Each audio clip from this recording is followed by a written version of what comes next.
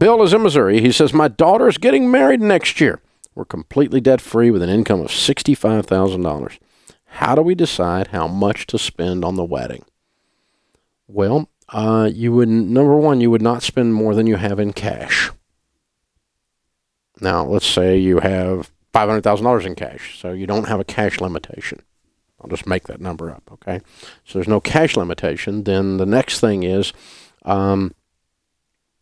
you can look at it a lot of different ways. One way I have looked at it is, here's a maximum for you. Most people overspend on their wedding, meaning they spend more than they should in relation to their income, not how nice the wedding is. Some people say, well, you should never spend that much on a wedding. It doesn't matter if you have $10 billion if you spend $100,000 on a wedding, okay? It doesn't matter.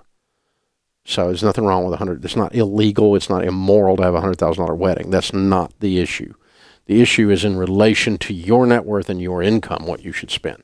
So here's your averages. The average wedding in America right now is around $27,000. The average household income in America is around $52,000. So that says that the average wedding is about half of the average income. Okay? And that's too much. But I'll give that as a cap. You would never spend, ever more than half your annual income. Ever. That's a lot. And that's probably too much. But that's the most you would ever consider.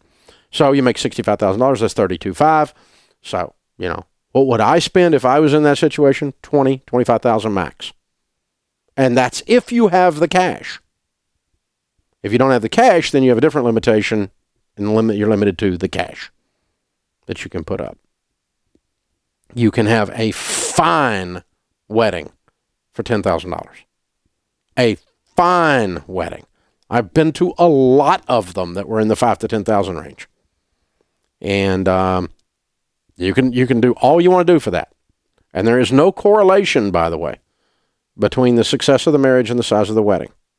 There's no correlation between the size of the ring and the success of the marriage. As a matter of fact, there may be a negative correlation, meaning that the more that's spent on the ring, the more that's spent on the wedding, the less chance you have staying.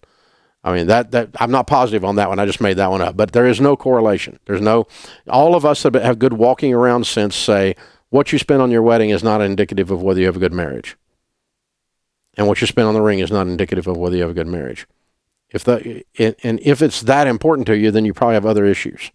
So, is it okay to have a nice wedding? Yes. Both of my daughters had very luxurious, nice weddings. They were nowhere near half my annual income, not even close. And when we wrote the check, we didn't even feel it. But they were nice, and they were expensive. But we had the money. So I'm not mad. I'm not saying that they're little princesses or something like that. They're not. It was fine. I offered that. And what I did in both of their cases was I said, here's what we're going to spend on the wedding, and I'm going to give it to you in a check. Now, the two of you go open a checking account, and I want you to do a wedding budget. And I want you to figure out what you're going to spend on the flowers and what you're going to spend on the photographer and what you're going to spend on the church and what you're going to give the preacher and what you're going to spend on the dress, and do a wedding budget. And here's a suggestion. Don't spend all this money. Keep some of it, because there's not any more than this, period. That's it. And then we assisted them in helping them make sure they stayed within that budget too. That they didn't spend more than that, because there's no more money than that. Don't spend more than that. And that was a lot of money. And in both cases, they enjoyed it. They spent it all on the wedding. They did not save any of it. And I'm not mad about that. Now, their husbands-to-be wished that they hadn't spent it all. But it's okay. They're okay. They're fine. Rachel and Denise are doing just fine. It's okay. They're fine. It's all right. So that's your little wedding speech. But let me tell you, the biggest problem with a wedding is, here's your biggest problem. You don't do a wedding budget. And I know that sounds like it's not romantic. Well, call the ambulance, okay? You need to do a plan. Because let me tell you how you bust up anything financially is you just wander in with pure emotion and no plan. And you talk about pure emotion and no plan, a wedding is it, baby. That's the definition of pure emotion and no plan. So lay it out. This is how much money we have. Okay, we have $22,000. We have $17,000. We have $12,000. Whatever it is. We have $78,000. I don't care what it is. How much you're going to spend on the dress? How much are you going to spend on the reception, the catering, the event? How much are you going to spend on the preacher, the site, the church? How much are you going to spend on the photographer?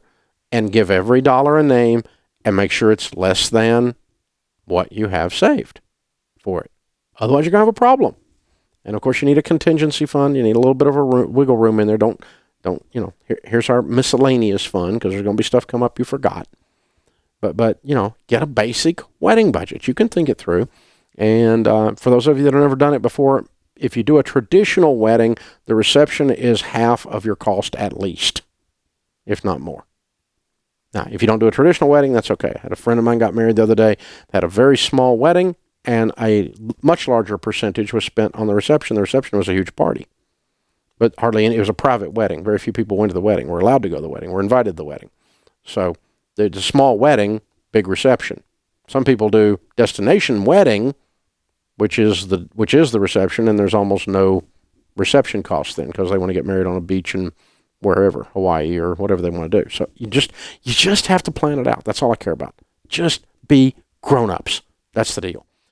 Hey guys, thanks for watching. If you enjoyed this video, click the subscribe button to get the latest content and check out these other great clips from the show. And so you have to break the cycle. You have to flip this thing on its head and make it behave. You've got to get so fired up and wired up that your broke friends think you've lost your mind.